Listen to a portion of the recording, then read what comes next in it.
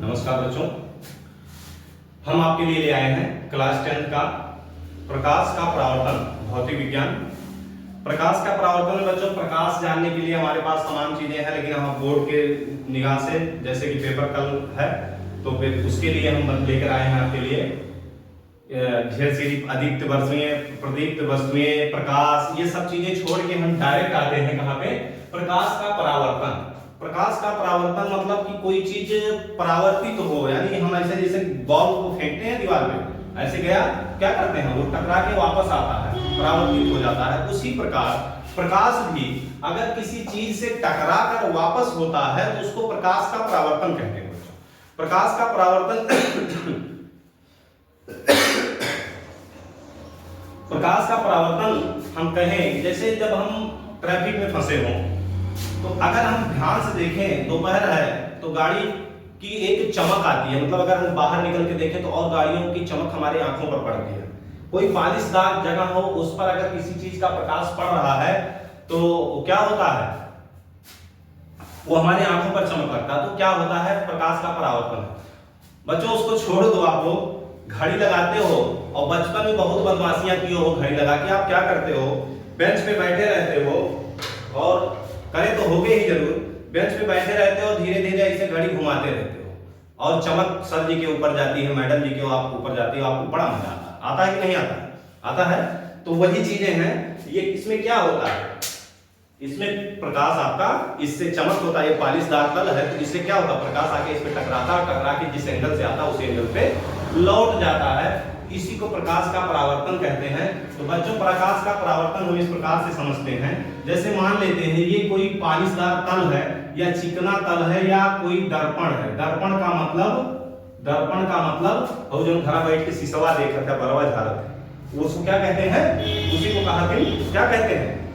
जो बाल झाड़ते हो तो पूरा फेस निहारते हो, उसको क्या कहते हैं? शीशा? नहीं बच्चों, शीशा होता है लेड, लेड होता है धातु, और ये क्या है? कांच है, कांच पे बना हुआ है दर्पण। तो इसमें हम क्या करते हैं कि इस प्रकार से मान लेते हैं ये कोई दर्पण है, ठीक है, और इस पे सीधा हो जाए, ये हो गया हमारा दर्पण, और ये हो गए हमारे सूर्य देवता। अरे सूर्य देवता, सूर्य भगवान मानते हो ना, जल देते हो ना सूर्य भगवान को, तो सूर्य देवता हो गए। अब सूर्य देवता एकदम बिल्कुल मुड़े चमका फेंक तो है, कभी कभी बाल हमारा देखो झड़ रहा है, यहां से भी परावर्तन होता है, यहां से भी रिफ्लेक्शन आती है।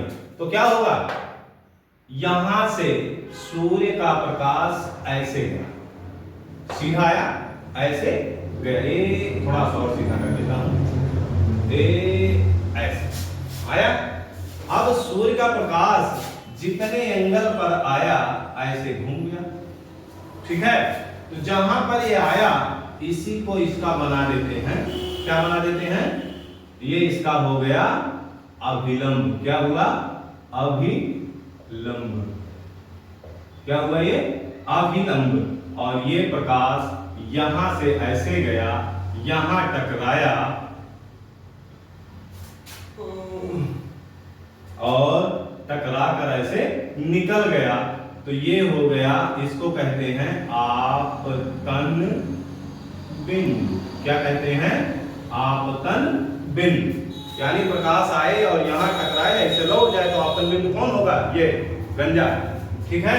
तो इस प्रकार से आपतन बिंदु, यानी कि हम कह सकते हैं, अगर हम परिभाषा इसका लेना चाहें तो हम कह सकते हैं कि जब कोई प्रकाश, जरूरी नहीं सूर्य का प्रकाश, बल्ब का प्रकाश, टार्च का प्रकाश, है ना, तो जब कोई प्रकाश किसी चिकने यानी पालिशदार, चिकने या पालिशदार तल से टकराकर जिस माध्यम में, इस माध्यम से आई थी, इधर पार नहीं हुई ना, तो जिस माध्यम से आई थी उसी माध्यम में क्या हुई? वापस लौट गई। यानी जब कोई प्रकाश किरण किसी चिकने या पालिशदार तल से गिर रहा है, जब कोई प्रकाश किरण किसी चिकने या पालिशदार तल से टकराकर उसी माध्यम में वापस लौट जाता है, तो प्रकाश की इस प्रकार की घटना को प्रकाश का परावर्तन कहते हैं बच्चों। इसको क्या कहते हैं? प्रकाश का परावर्तन। हम टॉर्च जलाएं दीवार पर, शीशे पर, या हम शीशे के सामने खड़े हो जाएं, तो ये सभी क्या है? प्रकाश का परावर्तन, यानी प्रकाश का परावर्तन कहो तो हम लिखें या आप रट लो हमारे साथ कि जब कोई प्रकाश किरण किसी चिकने या पालिशदार तल पर गिरती है या टकराती है तो वह उसी माध्यम में वापस लौट जाती है, इसे ही प्रकाश का परावर्तन कहते हैं। जैसे टार्च का किसी पॉलिशदार तल पर मार दो या शीशे पर मारो या शीशे का रिफ्लेक्शन करो, ये सब क्या है? प्रकाश का परावर्तन कहते हैं। अब प्रकाश के परावर्तन के बाद आता है प्रकाश के परावर्तन के नियम। क्या आता है? प्रकाश के परावर्तन के नियम।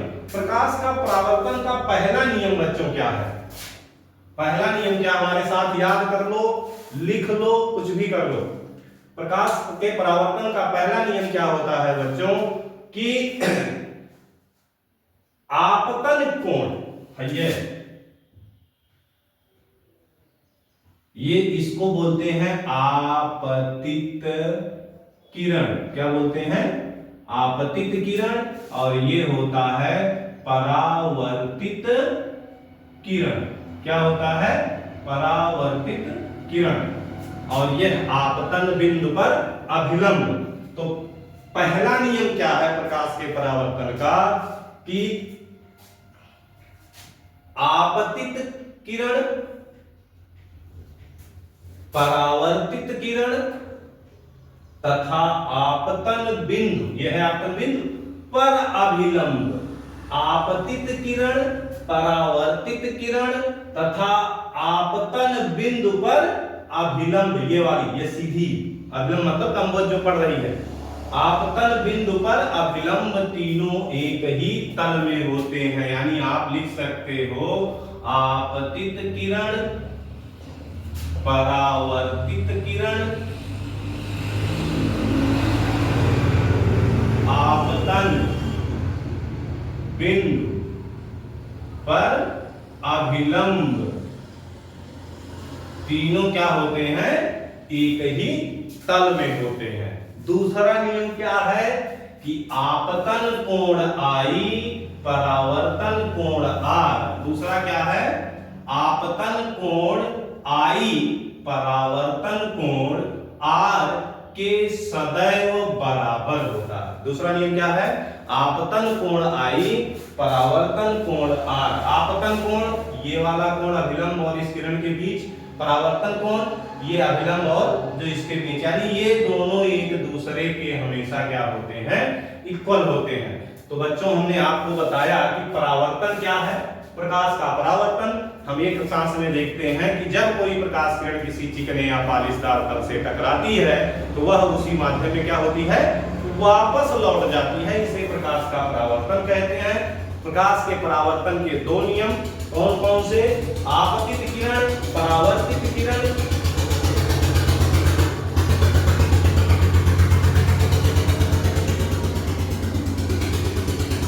बच्चों थोड़ा सा हमारा जो कोचिंग सेंटर है हम ऑफलाइन ही पढ़ाते हैं, तो यहाँ पे क्या है, रोड के किनारे है तो थोड़ा सा डिस्टरबेंस होता है। हम इसकी व्यवस्था करेंगे, आप लोगों को बेहतर देंगे, तो इसके लिए हम थोड़ा सा सॉरी। आगे देखते हैं, इसमें हम क्या कह रहे थे कि आपतित किरण, परावर्तित किरण तथा आपतन बिंदु पर अभिलंब तीनों एक ही तल में होते हैं। दूसरा नियम क्या है कि आपतन कोण का मान I, परावर्तन कोण के मान R के सदैव बराबर होता है, अर्थात कोण I बराबर कोण R। तो परावर्तन के नियम में बच्चों इतना ही है। अब इसके बाद क्या क्या इसमें चीजें हैं हम आपको बताएंगे। तो इस पार्ट में इतना ही। तो आज के लिए इसके बाद धन्यवाद। और आप लोग इसको जरूर, अगर अच्छा लगे, हम आपसे जबरदस्ती नहीं कह रहे हैं, आप हमारे कहने पे करेंगे, लेकिन अगर आपको अच्छा लगे तो ऐसे ही हमारा सपोर्ट करते रहिए। आप हमारे परिवार की तरह हमारा हेल्प करते रहिए, सपोर्ट करते रहिए, लाइक करिए, कमेंट करिए, शेयर करिए और सब्सक्राइब भी करिए और अपने दोस्तों से भी दिखाइए, उनको बताइए कि अच्छा लग रहा है कि नहीं लग रहा है। और कुछ गड़बड़ी लग रही हो तो कमेंट जरूर से जरूर करिए कि सर ये गलत है, इसको आप सुधारिए, तो मैं उसमें सुधार जरूर करूंगा बच्चों। ठीक है, मैं क्योंकि ऑफलाइन पढ़ाता हूँ, ऑनलाइन पढ़ाने की आदत अभी थी नहीं, अब शुरू किया हूँ आज 10-12 दिन से, और आप लोगों का बहुत प्यार हमें मिल रहा है, मैं बहुत खुश हूँ आप लोगों से। ठीक है, धन्यवाद।